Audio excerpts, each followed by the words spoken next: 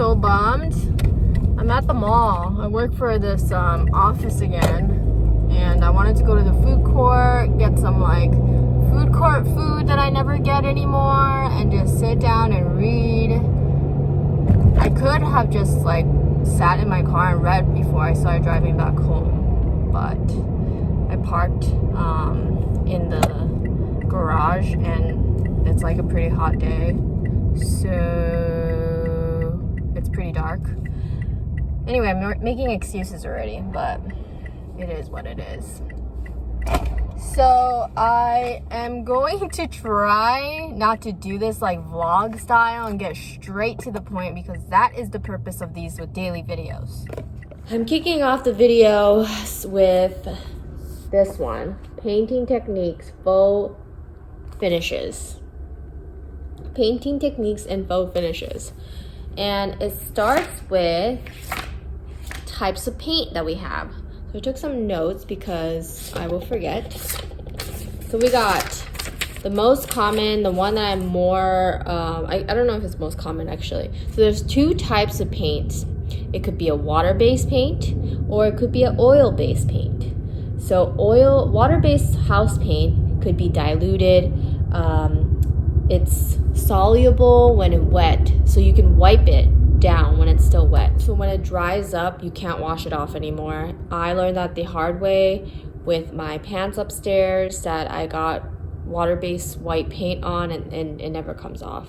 Yeah, it will never come off. Apparently, I thought maybe I could just wash it off when I got home, but it had already dried, and now it's permanently on there. We also have acrylic artist paint, which is like what students usually use, and that acrylic also will mean that it's water-based, so it could be washed off, or it could be diluted as well. I did not know that acrylic paint was water-based. There's also water-based glaze, which has like a gel-like texture, and it dries clear. There's also water-based varnish, which looks more milky when you apply it, and if you do a thick coat, it could look really cloudy, but will dry clear, and it's pretty durable.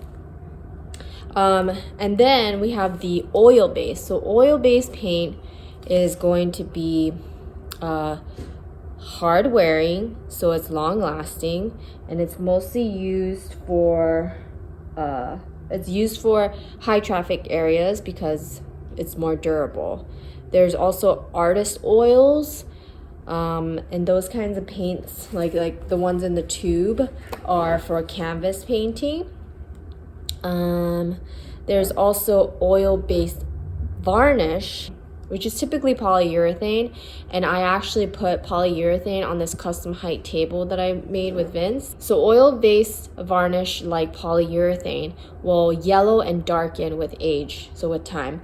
And the book has an example. If you put like a pale blue oil-based varnish, with time it's gonna turn green.